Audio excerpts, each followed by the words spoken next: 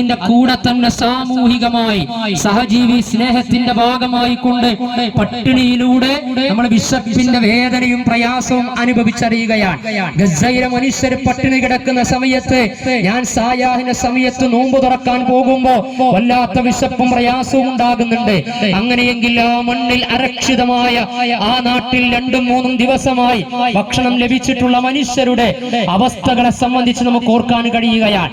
അവരോട് നമ്മൾ ഐക്യദാർഢ്യം പ്രഖ്യാപിക്കുകയാണ്, പ്രാർത്ഥനയിൽ ഇടം കൊടുക്കാൻ കഴിയുകയാണ്. അതേപോലെ തന്നെ ലോകത്തിന്റെ വിവിധ ഭാഗങ്ങളിൽ അത് റോഹിംഗ്യൻ വംശജരാകട്ടെ, സിൻജിയാങ്ങിലെ ഉയ്ഗൂർ വംശജരാകട്ടെ, അതേപോലെ തന്നെ ഉക്രൈൻ വംശജരാകട്ടെ, പീഡിതരാകുന്ന ജനവിഭാഗങ്ങൾ അന്നപാനീയങ്ങൾ നിഷേധിക്കപ്പെട്ട് പ്രയാസപ്പെട്ട് ബഹിഷ്കരിക്കപ്പെട്ട് അവർ അനുഭവിച്ചുകൊണ്ടിരിക്കുന്ന പ്രശ്നങ്ങളെ അനുഭവിച്ചറിയാനുള്ള ആത്മീയമായ കർമ്മ പദ്ധതി കൂടിയായിരുന്നു ഒരു മാസ കാലയളവിലെ നമ്മുടെ ഉപവാസം എന്ന് പറയുന്നത്. ആ ഉപവാസത്തിലൂടെ നമ്മൾ ഉൾക്കരുത്ത് നേടിക്കൊണ്ടിരിക്കുകയാണ്. പ്രവാചകൻ സല്ലല്ലാഹു അലൈഹി വസല്ലം പറഞ്ഞതുപോലെ ഷഹറുൽ മുവാസാത്ത്, സഹാനുഭൂതിയുടെ മാസമാക്കി തീർക്കാൻ നമുക്ക് കഴിയുകയാണ്. ഓരോ കർമ്മങ്ങളും സക്കാത്ത് നിർവഹിക്കുന്ന സമയത്ത് അല്ലാഹു സുബ്ഹാനഹു വ തആലയുടെ പ്രതിഫലമാണ് നമ്മൾ ആഗ്രഹിച്ചത് എങ്കിൽ ആ സക്കാത്ത് കൊടുക്കപ്പെടുമ്പോൾ സാമൂഹികമായിട്ട് അതിന്റെ മറ്റ് തലങ്ങളിലുള്ള മനോഹരമായ നിമിഷങ്ങൾ സംജാതമാവുകയാണ്. പാവപ്പെട്ട അവശരായ ആളുകൾക്ക് സമ്പത്തിന്റെ വിഹിതം ലഭിക്കുകയാണ്. അവരുടെ ജീവിതത്തിൽ ഒറ്റപ്പെടാതെ പെരുന്നാളടക്കം ആഘോഷ നിർവൃതിയിൽ ആചരിക്കാൻ നമ്മുടെ കൂടെ കൂടാൻ, അകത്ത് നോമ്പും പുറത്ത് പെരുന്നാളുമായി ജീവിക്കുന്ന അഗതികൾക്ക് അന്നമടക്കമുള്ള ഭൗതിക ജീവിതത്തിന്റെ കാര്യങ്ങൾ ലഭിച്ചുകൊണ്ട് അവർക്കും അവരുടെ ജീവിതത്തെ ഈദിനെ അതിന്റെ ആത്മാവ് നഷ്ടപ്പെടാതെ ആഘോഷിക്കാൻ പറ്റുന്ന വിധാനത്തിലേക്ക് സഹജീവികളെ കൈപിടിച്ചുയർത്തുകയാണ് ഒരു മുസ്ലിം ഇബാദത്തിന്റെ നിറവിൽ പടച്ച റബ്ബിൽ നിന്ന് പ്രതിഫലം പ്രതീക്ഷിച്ച് സക്കാത്ത് നിർവഹിക്കുന്നതിലൂടെ. ഈദ്ഗാഹുകളിലേക്ക് എത്തുന്നതിന്റെ മുമ്പ് നമ്മൾ നിർവഹിച്ചത് ഫിത്ർ സക്കാത്ത് ആയിരുന്നു. ഫിത്ർ സക്കാത്ത് നിർവഹിക്കുന്ന സമയത്തും അഗതിക്കുള്ള അന്നം ഉറപ്പുവരുത്തിയിട്ട് ഒരു മുസ്ലിമിന്റെ ആഘോഷത്തിന് വേണ്ടി ഇറങ്ങിത്തിരിക്കാൻ സാധിക്കുകയുള്ളൂ എന്നാണ് ഇസ്ലാമിക ആഘോഷത്തിന്റെ നിഷ്കർഷ എന്ന് പറയുന്നത്. റമദാനിക ജീവിതത്തിനിടക്ക് അനുഷ്ഠിച്ച നോമ്പിൽ ഏതെങ്കിലും തരത്തിൽ സ്ഖലിതങ്ങൾ സംഭവിച്ചിട്ടുണ്ട് എങ്കിൽ, പോരായ്മകൾ ന്യൂനതകൾ ഉണ്ട് എങ്കിൽ ആ ന്യൂനതകളെ ഓരോ നോമ്പിലൂടെയും മുൻകഴിഞ്ഞ പാപങ്ങൾ പൊറുപ്പിക്കുന്നു എങ്കിൽ, രാത്രി നമസ്കാരങ്ങളിലൂടെയും മുൻകഴിഞ്ഞ പാപങ്ങൾ പൊറുപ്പിക്കുന്ന മാനസികാവസ്ഥയിൽ രാത്രി നമസ്കാരത്തിന് വേണ്ടി നമ്മൾ കഴിച്ചുകൂട്ടിയെങ്കിൽ അവസാനത്തെ 10ലേക്ക് പ്രവേശിച്ച സമയത്ത് മൻ ഖാമ ലൈലത്തുൽ ഖദ്രി ഈമാനൻ വഹ്തിസാബ ഗുഫിറ ലഹു മാ തഖദ്ദമ മിൻ ദംബിഹി, ആരാണോ പ്രതിഫലേച്ഛയോടെ വിശ്വാസബോധ്യത്തോടെ നിർണയത്തിന്റെ രാവിനെ കഴിച്ചുകൂട്ടുന്നത് എങ്കിൽ അവന്റെ മുൻകഴിഞ്ഞ പാപങ്ങൾ പൊറുക്കപ്പെടുന്നതാണ്. അങ്ങനെ ലൈലത്തുൽ ഖദ്റും കഴിഞ്ഞ് അവസാനം റമദാനിന്റെ അവസാന നിമിഷങ്ങളിലേക്ക് എത്തുന്ന സമയത്ത് അല്ലാഹു സുബ്ഹാനഹു വ തആല കാരുണ്യവാനാണ്. തന്റെ അടിമകളോട്, വിശ്വാസികളോട് അത്രമേൽ അഭേദ്യമായ ബന്ധമുള്ളവനാണ്. അവൻ വദൂദാൻ, നമ്മുടെ പാപങ്ങൾ പൊറുക്കുന്ന തവ്വാബാണ് അവൻ. അവൻ ഗഫൂറാൻ. അതുകൊണ്ട് ഇനിയും വല്ലതും സംഭവിച്ചിട്ടുണ്ട് എങ്കിൽ നിഷ്കളങ്കമായ, നിഷ്കപടമായ, നിസ്വാർത്ഥമായ, പാപരഹിതമായ ഖൽബുൻ സലീമും ഖൽബുൻ മുനീബും അയ്യത്തുഹൻ നഫ്സുൽ മുത്മഇന്നയും നേടിയെടുത്തുകൊണ്ട് ഈ ലോകത്തോട് വിട പറയുന്നിടത്ത് ഇനിയും റമദാനിക ജീവിതത്തിന്റെ നിമിഷങ്ങളിൽ വല്ല പാകപ്പിഴവുകളും നിങ്ങൾക്ക് സംഭവിച്ചിട്ടുണ്ട് എങ്കിൽ നിങ്ങൾ ഫിത്ർ സക്കാത്ത് കൊടുക്കുന്നതിലൂടെ റയ്യാനിലേക്ക് വീണ്ടും നിങ്ങൾക്ക് എത്തിപ്പെടാൻ സാധിക്കുന്നതാണ്. നിങ്ങൾ സ്വാംശീകരിക്കപ്പെടുന്നതാണ്, നിങ്ങൾ സംസ്കരിക്കപ്പെടുന്നതാണ്. അനാവശ്യങ്ങളിൽ നിന്ന്, അധർമ്മങ്ങളിൽ നിന്ന്, ന്യൂനതകളിൽ നിന്ന്, പോരായ്മകളിൽ നിന്ന് ഫിത്ർ സക്കാത്ത് ഒരു നോമ്പുകാരനെ ശുദ്ധീകരിക്കുന്നതാണ്.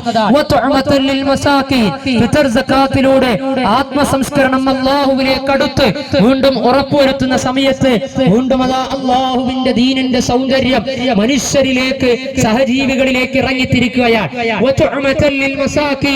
അഗതികളെ ചേർത്ത് പിടിക്കുകയാണ്.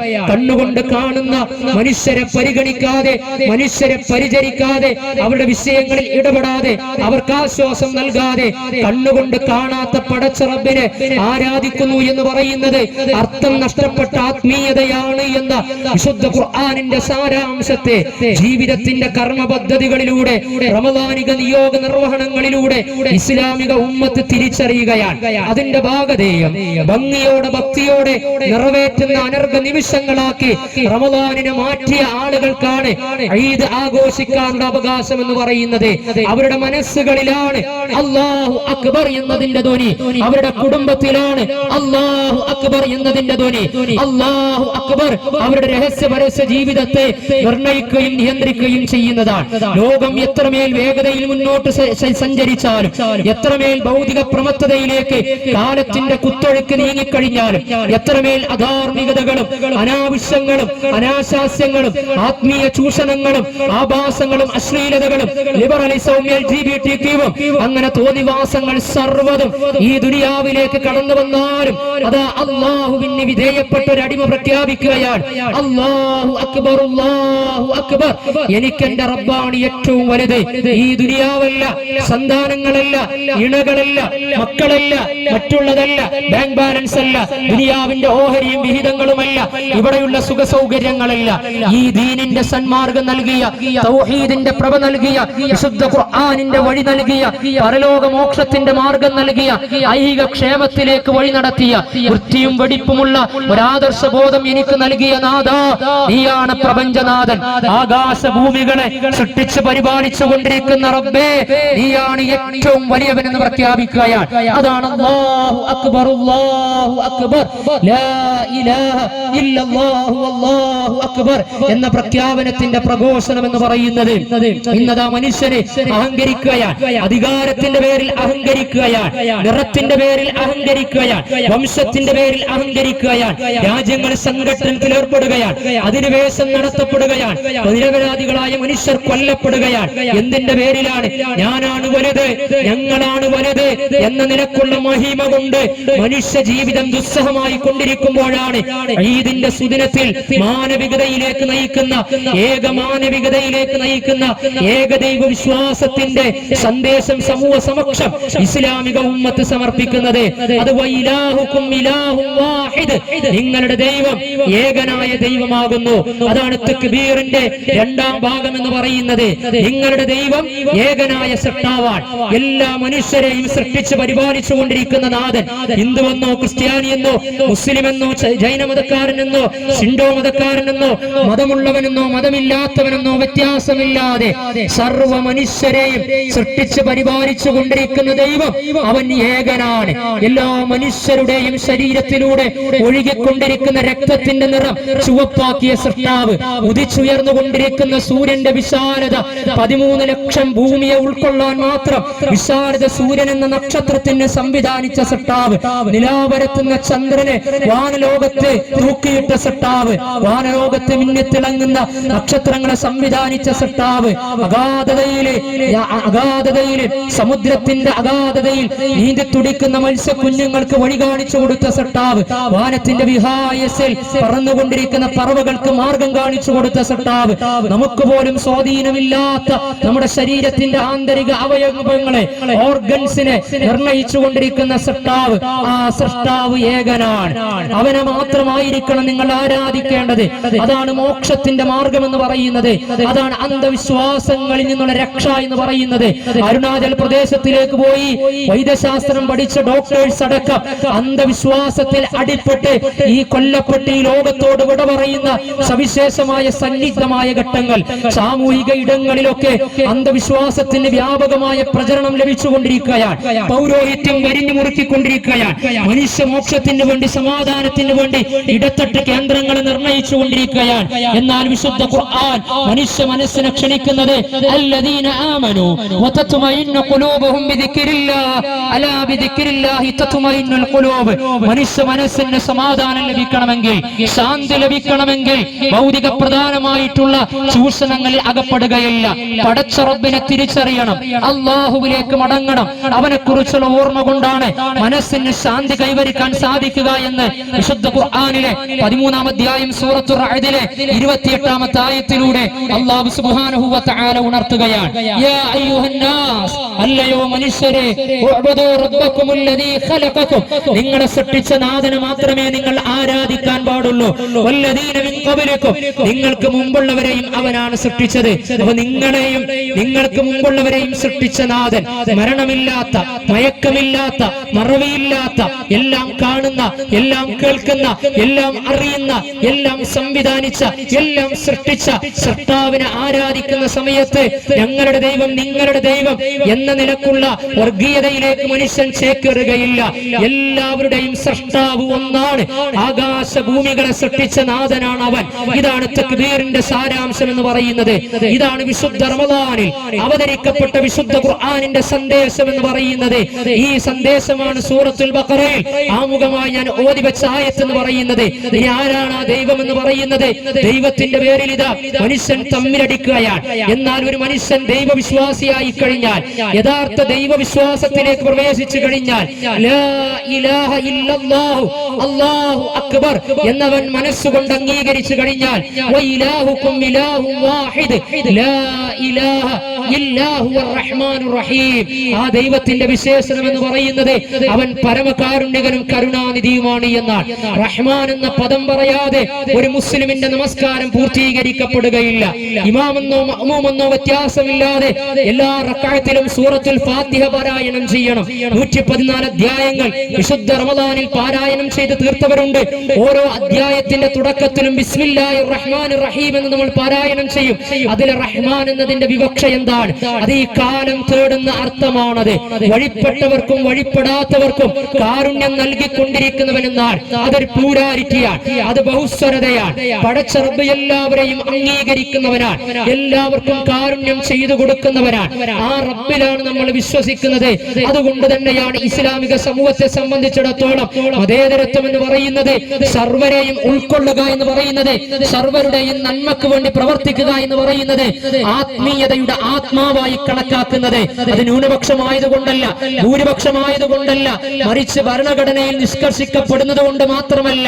14 നൂറ്റാണ്ടുകൾക്കപ്പുറം അവതരിക്കപ്പെട്ട വേദഗ്രന്ഥങ്ങളുടെ അവസാനത്തെ പതിപ്പായ വിശുദ്ധ ഖുർആനിന്റെ സാരാംശം, പ്രവാചകൻ സല്ലല്ലാഹു അലൈഹി വസല്ലമയുടെ സന്ദേശം, നിങ്ങളുടെ കൂടെ ജീവിക്കുന്ന മനുഷ്യരെയൊക്കെ ചേർത്ത് പിടിക്കേണ്ട ബാധ്യത നിങ്ങൾക്കുണ്ട് എന്ന് റഹ്മാൻ എന്ന് പറയുന്നതിലൂടെ, പങ്കുവെക്കുന്നതിലൂടെ നിങ്ങൾ ഓർക്കണമെന്നാണ് പ്രവാചകൻ സല്ലല്ലാഹു അലൈഹി വസല്ലമയുടെ സന്ദേശം.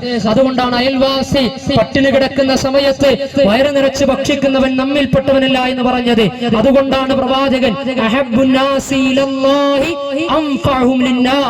നിങ്ങളിൽ അള്ളാഹുവിലേക്ക് ഏറ്റവും ഇഷ്ടപ്പെട്ട മനുഷ്യൻ എന്ന് പറയുന്നത്, അള്ളാഹുവിന്റെ പ്രിയം നേടിയെടുക്കുന്ന വിശ്വാസി എന്ന് പറയുന്നത് ആരാണ്?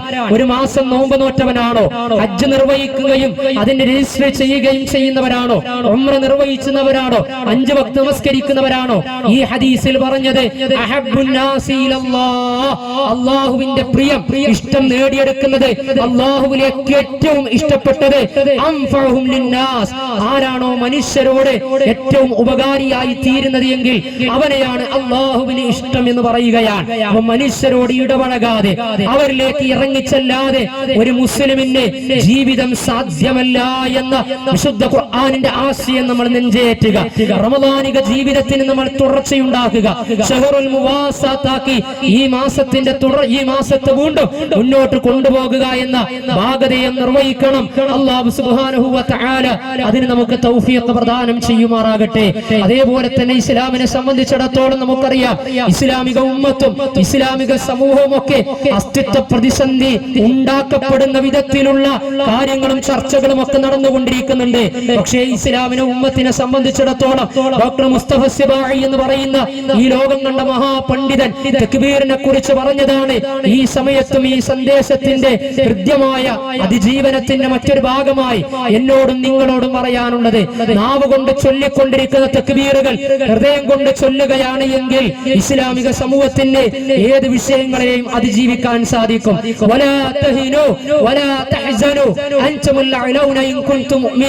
നിങ്ങൾ നിരാശപ്പെടേണ്ടതില്ല, ചൂളി പോകേണ്ടതില്ല. കണ്ടീഷൻ എന്താണ്? നിങ്ങൾ വിശ്വാസികളാണ് എങ്കിൽ, ആദർശ വിശുദ്ധിയുണ്ട് എങ്കിൽ, തൗഹീദി ബോധമുണ്ട് എങ്കിൽ, തവക്കുൽ നേടിയെടുക്കുന്നു എങ്കിൽ, തസ്കിയത്തുണ്ട് എങ്കിൽ, തർബിയത്തുണ്ട് എങ്കിൽ, റമദാനിലെ തഖ്വ വരാനിരിക്കുന്ന ജീവിതത്തിലേക്ക് പാതേയമായി സംഭരിച്ചു വെച്ചിട്ടുണ്ട് എങ്കിൽ, അല്ലാഹുവിനെ സൂക്ഷിച്ചു കഴിഞ്ഞാൽ, ലഅല്ലക്കും തത്തഖൂൻ എന്നത് ജീവിതത്തിന്റെ മാർഗമായി സ്വീകരിച്ചു കഴിഞ്ഞാൽ, ഏത് വിഷയത്തിലും അല്ലാഹു സുബ്ഹാനഹു വ തആല പോംവഴി നൽകുന്നതാണ് എന്ന് നമ്മൾ മനസ്സിലാക്കണം. ഓർക്കും, നിങ്ങൾ എന്നെ ഓർക്കണം. ഓർക്കും എങ്കിൽ ഞാൻ നിങ്ങളെയും ഓർക്കുന്നതാണ്. ഇതാണ് അള്ളാഹുവിന്റെ കണ്ടീഷൻ എന്ന് പറയുന്നത്. അതുകൊണ്ട് റമദാനിൽ മാത്രം, ഖിയാമുൽ ലൈലിൽ മാത്രം, തൗബയിൽ മാത്രം, പള്ളിയിൽ മാത്രം, റമദാനിക ജീവിതത്തിൽ മാത്രം പടച്ച റബ്ബിനെ ഓർക്കുകയും പെരുന്നാളിനോടനുബന്ധിച്ച് പിന്നീട് അങ്ങോട്ട് മറക്കുകയും ചെയ്തു കഴിഞ്ഞാൽ ഇസ്സത്തില്ലാത്ത, അള്ളാന്റെ സംരക്ഷണം ലഭിക്കാത്ത സമൂഹമായി നമ്മൾ മാറുമെന്ന് ഈ സമയത്ത് നമ്മൾ മനസ്സിലാക്കണം. അള്ളാഹുവിന്റെ വിധിവിലക്കുകൾ പാലിച്ചുകൊണ്ട് ഒരു അനുഷ്ഠാന മുറയുടെ അനുബന്ധമായി കടന്നു വന്ന ഒന്നാമത്തെ ആഘോഷം ഹജ്ജിന്റെ കൂടെയാണ് ബലിപെരുന്നാളി എങ്കിൽ ഒരു മാസത്തെ വ്രത ചൈതന്യത്തിന്റെ കൂടെയാണ് ഫിത്ർ പെരുന്നാളി എന്ന് നമ്മൾ മനസ്സിലാക്കണം. രണ്ടും അനുഷ്ഠാന മുറയുടെ അകമ്പടിയോടുകൂടിയാണ് കടന്നു വരുന്നത്. അനുഷ്ഠാന മുറകളിൽ നിന്ന് നേടിയെടുത്ത ആത്മസംസ്കരണം നഷ്ടപ്പെടാത്ത വിധത്തിലുള്ള ആഘോഷമാണ് നമ്മുടെ മഹല്ലുകളിൽ, നമ്മുടെ വീടുകളിൽ, നമ്മുടെ കുടുംബങ്ങളിൽ നടക്കേണ്ടത്. ഈ ഈദിന്റെ ഉന്നതമായ സന്ദേശങ്ങൾ നമ്മൾ പ്രചരിപ്പിച്ചുകൊണ്ടിരിക്കണം. അതുകൊണ്ട് ആ പ്രവാചകൻ വരുന്നത് ഈദ്ഗാഹുകളിലേക്ക് നിങ്ങൾ ഒരു വഴിയിലൂടെ വന്നാൽ പോകേണ്ടത് മറ്റൊരു വഴിയിലൂടെ എന്ന് പറയുന്നത് ഈ സമാധാന സന്ദേശം ഈ സമൂഹത്തിന് നൽകുന്നതിന് വേണ്ടിയാണ്. അതിന്റെ പ്രചാരകരായി തീരണം. കുടുംബ ബന്ധങ്ങളിലേക്ക് സന്ദർശനം നടത്തണം. പ്രയാസപ്പെടുന്ന ആളുകളിലേക്ക് സന്ദർശനം നടത്തണം. 4 ചുമരുകൾക്കുള്ളിൽ അകപ്പെട്ട ആളുകൾക്ക് ഈദിന്റെ തഖബ്ബലല്ലാഹു മിന്നാ വമിൻകും എന്ന നിങ്ങളിൽ നിന്നും നമ്മിൽ നിന്നും ഇത് സ്വീകരിക്കട്ടെ എന്ന പ്രാർത്ഥനയുടെ അഭിവാദ്യമാണ് പരസ്പരം പങ്കിട്ടെടുക്കാനുള്ളത് എന്ന് ഈ സമയത്ത് നമ്മൾ മനസ്സിലാക്കുക.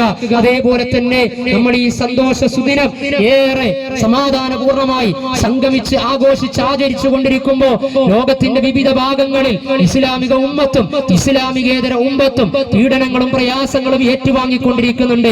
വിശിഷ്യ ഗസ മണ്ണ് കണ്ണീരണിഞ്ഞുകൊണ്ടിരിക്കുകയാണ്. നിർഭയത്വത്തോടുകൂടി അവർക്ക് തറാവീഹ് നമസ്കരിക്കാൻ സാധിച്ചിട്ടില്ല, അവർക്ക് ഈ നോമ്പിനെ ആചരിക്കാൻ സാധിച്ചിട്ടില്ല.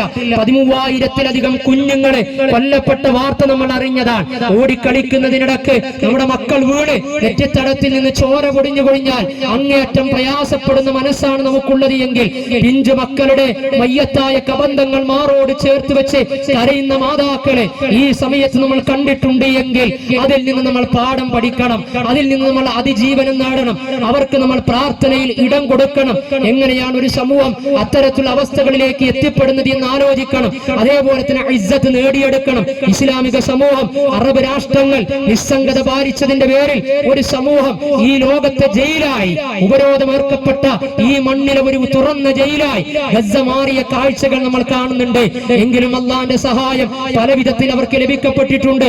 കൊല്ലപ്പെട്ട പിഞ്ചു മക്കളുടെ മൃതദേഹം ഛിന്ന ഭിന്നമായിട്ടുണ്ടെങ്കിലും പുതുശരീരം നൽകപ്പെട്ട് അവരുടെ ആത്മാക്കൾ ആ പുതുശരീരത്തിലേക്ക് സന്നിവേശിക്കപ്പെട്ട് ആകാശ ലോകത്തെ കഅബയാകുന്ന ബൈത്തുൽ മഅമൂറിന്റെ ഓരത്തവർ ഓടിക്കളിക്കുമെന്ന പ്രവാചകൻ സല്ലല്ലാഹു അലൈഹി വസല്ലമയുടെ ഹദീസാണ് നമുക്ക് ആത്മവിശ്വാസം എന്ന് പറയുന്നത്. അല്ലാഹു സുബ്ഹാനഹു വ തആല ഗസ്സ മണ്ണിന് അതിജീവനം നൽകുമാറാകട്ടെ. അവരുടെ പോരാട്ടത്തെ ബൈത്തുൽ മഖ്ദിസിന്റെ വിമോചനത്തിലേക്ക് എത്തിക്കുമാറാകട്ടെ. അരക്ഷിതമായ സാമൂഹിക സാഹചര്യങ്ങളിൽ നിന്ന് അവരെയും നമ്മെയും അല്ലാഹു കാത്തു സംരക്ഷിക്കുമാറാകട്ടെ. നമ്മുടെ രാജ്യത്തിന്റെ അഖണ്ഡതയും മതേതരത്വവും മതമൈത്രിയും സൗഹാർദ്ദവും തകർക്കാൻ ശ്രമിക്കുന്ന കുതന്ത്രശാലികളിൽ നിന്ന് അല്ലാഹു നമ്മെ സംരക്ഷിക്കുമാറാകട്ടെ.